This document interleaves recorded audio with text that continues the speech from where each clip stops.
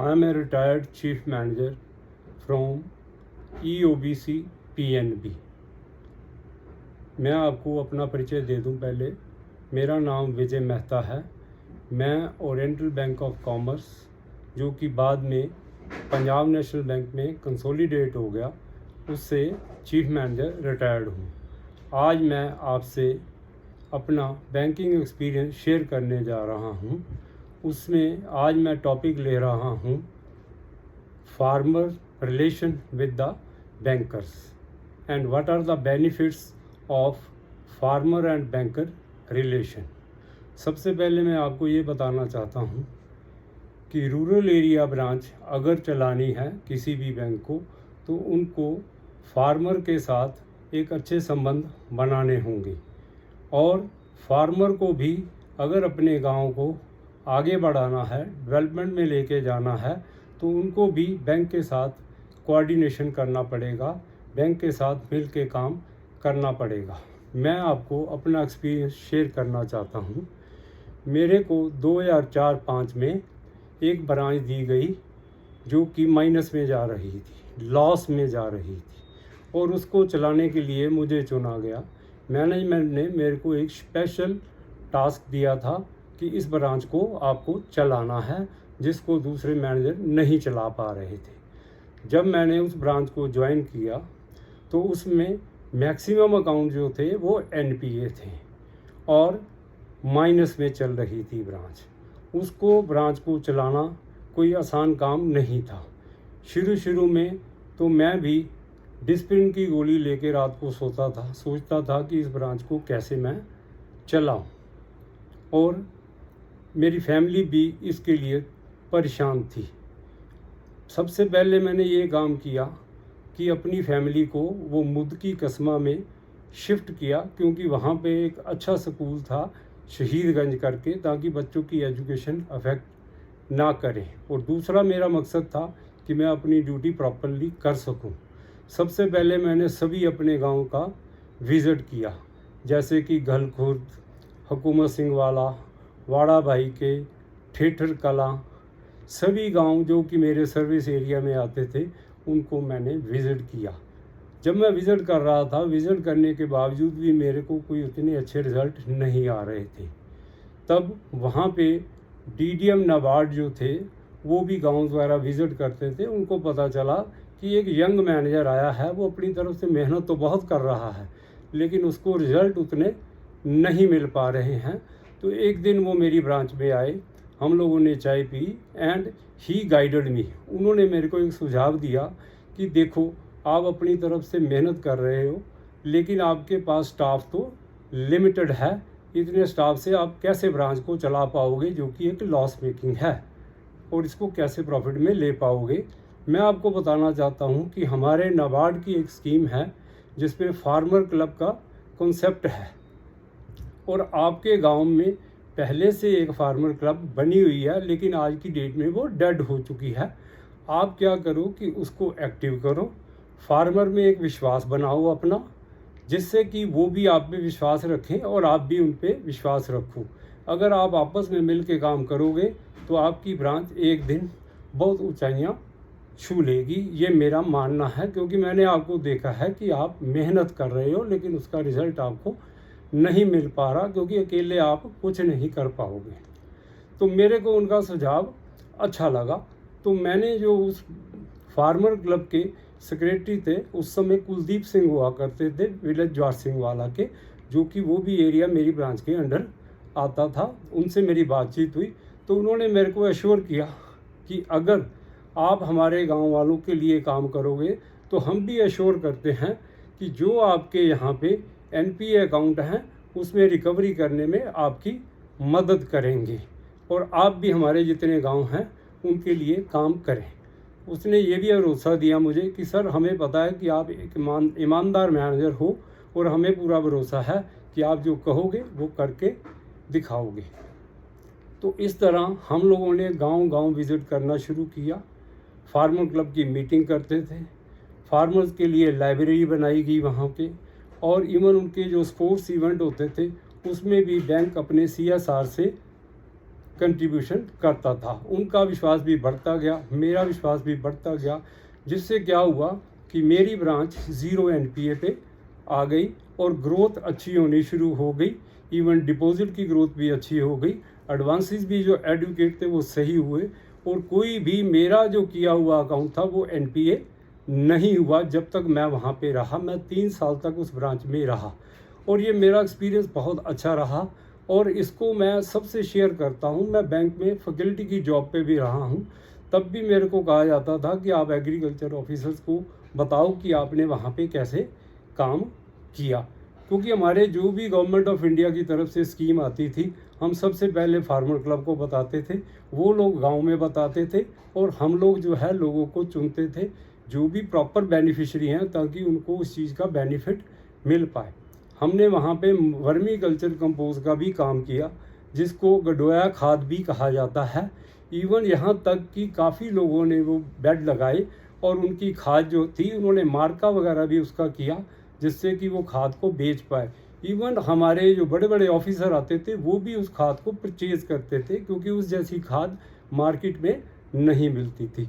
और B keeping का काम भी गांव वालों ने किया, और उनका हनी जो था वो भी दूर दूर से लोग परचेज करने आते थे, जिससे उस गांव में काफ़ी डेवलपमेंट हुआ। लोगों को समझ आ गई कि हमें अपने अकाउंट डिफ़ॉल्ट नहीं करने हैं, रेगुलर पे करने हैं, जिससे कि क्या है कि हमें कभी एजुकेशन लोन भी लेना पड़े तो बैंक हमें देगा, किसी तरह का भी लोन लेना पड़े, हाउस के लिए लेना पड़े और एग्रीकल्चर के लिए तो बैंक दे ही रहा है, और सब्सिडाइज रेट पे दे रहा है। 4% में KCC बैंक को मिल रहा था। इवन एक बार मेरे को याद है, एक कस्टमर मेरे पास आया, सेविंग में से उसको 8 लाख रुपया निकालना था। मैंने पूछा क्या बात है, कहता सर मेरे को कंबाइन लेनी है। तो मैंने उसको बताया कि नाबार्ड की स्कीम है, तुम्हें उसमें सब्सिडी मिलेगी, तुम ऐसा करो, तुम अप्लाई करो, बैंक तुम्हें यहाँ से लोन देगा, तुम्हें अपना पैसा ज़्यादा यूज़ करने की ज़रूरत नहीं है। तो उसने कहा नहीं सर, सब्सिडी कहते तो सभी हैं लेकिन प्रॉपर मिलती नहीं है, टाइम बहुत लगता है। तो आई अश्योर्ड हिम कि तुम इसको अप्लाई करो, तुम्हें ये पैसा मिलेगा, और प्रॉपर जो ऑथोराइज्ड कंपनी है वहाँ से तुम कंबाइन लोगे, अपनी मर्जी से लेना जहाँ तुम्हें सस्ती से सस्ती मिलती हो, ताकि डीलर से भी अपना बेनिफिट ले पाओ, क्योंकि इसमें हमारा कोई इंटरेस्ट नहीं है। इस तरह से गांव में एक और मैसेज चला गया कि यहाँ पे ईमानदारी से लोन जो है वो मिलते हैं, जो गवर्नमेंट ऑफ इंडिया सब्सिडी देती है वो फार्मर को मिलती है, उसमें कोई भी बैंक वाला इधर उधर नहीं कर पाता। सबसे पहले मैं जब भी लोगों को KCC वगैरह डॉक्यूमेंटेशन भी करता था तो फार्मर को एक ही बात गाइड करता था कि आपने एजेंट्स वगैरह से दूर रहना है, किसी को एक पैसा भी नहीं देना है। अगर कोई आपसे एक पैसा भी मांगता है तो आप मुझे बताओगे, क्योंकि मुझे ये बाद में पता चले कि आपने बैंक से लोन लिया है और किसी को पैसा दिया है, तो मैं सबसे बुरा आपको मानूंगा, ताकि मैं ये चाहता हूँ कि मेरी ब्रांच से कोई भी गलत लोन ना हो। और अगर आपको लगे कि गलती से हम किसी गलत आदमी को लोन देने जा रहे हैं तो आप हमें गाइड करें कि सर ये दूसरे बैंकों का भी डिफ़ॉल्टर है, आप ज़रा सोच समझ के इसको लोन देना। इससे क्या होगा कि बैंक की भी मदद होगी। इस तरह से हमने ब्रांच को चलाया, और ब्रांच जो है वो बेनिफिट प्रॉफिट में आ गई। और नाबार्ड से जब DDM नाबार्ड आए तो उन्होंने मेरे को कहा कि सर मैं मानता हूँ कि आपने इस ब्रांच के लिए बहुत काम किया है, लेकिन आप ये भी मानते हो कि ये फार्मर ने भी आपके साथ बहुत काम किया है। तो क्या है कि हमारे एनुअल जो है ना, एक होता है कि हम लोग फार्मर क्लब SHG इन सबको इनाम देते हैं, ऑनर करते हैं एनुअली। अगर आप इन फार्मर के लिए कुछ हमें लिख के देते हो तो हम कोशिश करेंगे कि इनका नाम भी उसमें आए। अल्टीमेटली क्या हुआ कि जब मैं फार्मर के बारे में लिखने लगा अपने लेटर पैड में, तो मेरे पास शब्द कम पड़ रहे थे, और मैं लिखता चला गया कि इन फार्मर ने मेरे लिए क्या क्या किया है। क्योंकि कभी भी कोई गांव में ज़मीन बेचता था तो वो मेरे को बता देते थे सर इसका डिपॉजिट भी आपकी ब्रांच में आना चाहिए, तो मैं उनसे मिलता था, उसका डिपॉजिट भी मेरे पास आ जाता था। अगर किसी को किसी चीज़ की ज़रूरत होती थी तो वो मेरे को बताते थे सर आप ये इनसे पूछो, इन्होंने ये इस चीज़ को परचेज़ करना है, कंबाइन परचेज़ करनी है, ट्रैक्टर ट्रॉली परचेज़ करनी है, तो आप इनको गाइड करो कि इनको कौन सा लोन लेना चाहिए। जिससे क्या है कि मेरी ब्रांच प्रोग्रेस करती गई और गाँव की डेवलपमेंट भी होती गई। इवन DRI जो 4% में लोन होते हैं वो भी मैंने उस गाँव में, साथ वाले गाँव में भी दिए, ताकि जो छोटे लोग हैं 5-5 हज़ार रुपया 10-10 हज़ार रुपया जो लेना चाहते हैं वो भी उसका बेनिफिट ले सके। और मैं आज भी ये कहता हूँ, इससे मेरे को फ़ख्र महसूस होता है कि DRI लोन भी रेगुलर रहे, किसी ने एक भी इंस्टॉलमेंट में डिफ़ॉल्ट नहीं किया। इवन वो मेरा बैंक का काम भी करते थे। अगर मैं गांव में गया हूं तो वो मेरे को पहले से बता देते थे, साहब आप किसको मिलने आए हो, तो मैं बताता था उसको, तो वो मेरे को बता देते थे, सर वो आपको गांव में नहीं मिलेंगे, वो अभी इधर गए हैं या अभी इतने बजे आएंगे, ताकि उससे मेरा टाइम सेविंग भी हो जाता था। ऐसा करने से क्या हुआ कि मेरी ब्रांच प्रोग्रेस में चली गई और फार्मर जो हैं वो भी खुश थे। और जब मैंने नाबार्ड वालों को ये लिख के दिया तो नाबार्ड वालों ने जब अपने ऑफिस को भेजा तो सबसे पहले हमें चंडीगढ़ स्टेट नाबार्ड ऑफिस से ऑनर किया गया। वहाँ भी मैं साथ में गया था फार्मर क्लब सेक्रेटरी के साथ। उन्होंने मुझे भी अपना एक मोमेंटो दिया और उसके बाद हमें पता चला कि ये हमारी फार्मर क्लब को नेशनल लेवल पे फर्स्ट अवार्ड दिया जा रहा है। मतलब it was unbelievable for me कि मैं बैंक के लिए काम कर रहा था, बैंक मुझे उसके लिए सैलरी देता था। मुझे ऐसा नहीं लग रहा था कि मैंने कुछ एक्स्ट्राऑर्डिनरी काम इनके लिए किया है। लेकिन मुझे जब मैं राजेंद्रा पैलेस दिल्ली में पहुंचा तो पता चला कि हम लोगों ने मिल के जो काम किया है वो बैंक को, नाबार्ड को इतना अच्छा लगा है कि उसके बाद उन्होंने पूरी कोशिश की नाबार्ड ने कि हर रूरल ब्रांच में एक फार्मर क्लब होनी चाहिए, जिससे कि बैंक भी अपना प्रॉपर काम कर पाए और और गांव वाले भी अपना उसका पूरा बेनिफिट उठा पाएँ। सबसे पहले मेरा मैसेज गांव वालों को ये होता था कि ये जो आपकी फार्मर क्लब है ये नॉन पॉलिटिकल होनी चाहिए। इसमें ये नहीं होना चाहिए कि आप बीजेपी पार्टी से हो, अकाली दल पार्टी से हो, कांग्रेस पार्टी से हो, ऐसा कुछ नहीं है।